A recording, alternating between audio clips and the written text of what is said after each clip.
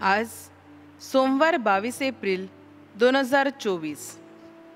योहानच्या पवित्र शुभवर्तमानातून घेतलेले आजचे वाचन.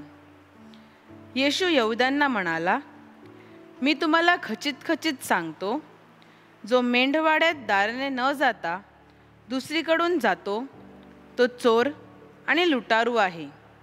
जो दाराने आत जातो तो मेंढपाळ आहे. त्याच्यासाठी द्वारपाल दार उघडतो. मेंढरे त्याची वाणी ऐकतात आणि तो आपल्या मेंढरांना ज्याच्या नावाने हाक मारतो आणि त्यांना बाहेर नेतो.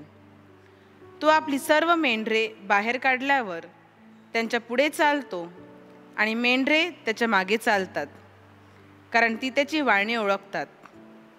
ती परक्याच्या मागे कधीच जाणार नाहीत, तर ती त्याच्यापासून पळतील, कारण ती परक्यांची वाणी ओळखत नाहीत.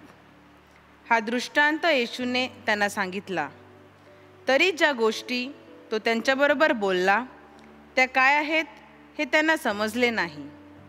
म्हणून येशू त्यांना पुन्हा म्हणाला, मी तुम्हाला खचित खचित सांगतो की मी मेंढरांचे दार आहे. जे माझ्यापूर्वी आले ते सर्व चोर आणि लुटारू आहेत. त्यांचे मेंढरांनी ऐकले नाही. मी दार आहे. माझ्याद्वारे कोणी आत जाईल तर त्याला तारण प्राप्ती होईल. तो आत येईल व बाहेर जाईल आणि त्याला खावयास मिळेल. चोर येतो तो केवळ चोरी, घात आणि नाश करावयास येतो. मी तर त्यांना जीवनप्राप्ती व्हावी आणि ती विपुलपणे व्हावी म्हणून आलो आहे. चिंतन. प्रेषितांनी परराष्ट्रीयांनाही ख्रिस्त सभेमध्ये सामावून घेतले, परंतु सर्वांना वाटत होते की यहुदी धर्म हाच खरा धर्म आहे.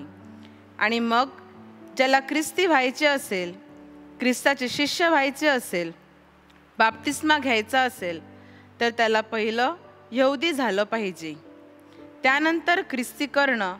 अशा प्रकारची प्रथा असल्याने पेत्र व इतर प्रेषितांमध्ये वितंडवाद सुरू झाला. मात्र प्रभू येशू ख्रिस्ताच्या प्रेमाची व करुणेची भूक फक्त मुठभर लोकांनाच लागली आहे असं नाही, तर बहुसंख्य लोक प्रभू येशूकडे वळण्याने ख्रिस्ती धर्मामध्ये कोणी राष्ट्रीय व परराष्ट्रीय असे नसतात. सगळ्यांना ख्रिस्ताचे दार सताड उघडे आहे. तसेच डोळ्यात तेल घालून दिवस व रात्र माझा सांभाळ करणाऱ्या देवाची मला आठवण असते का? कोणाला विकत घेता येईल का गाढ झोप? कोणाला विकत घेता येईल का भूक? कोणाला विकत घेता येईल का कौटुंबिक आनंद व आंतरिक शांती?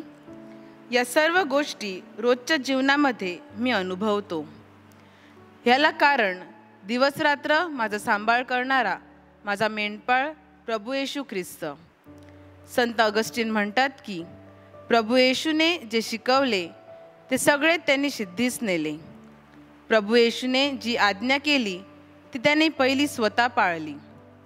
त्याच्या कळपातील प्रत्येकासाठी त्याने त्याचे रक्त सांडले आणि अविनाशी पौष्टिक अन्नाने आपले पोषण व्हावे म्हणून त्याने शरीरसुद्धा आपल्यासाठी दिलं. आपल्याला साथ देणाऱ्या प्रभूला सांगूया, हे प्रभू येशू ख्रिस्ता, आम्हाला तुझ्या सानिध्यात सतत ठेव.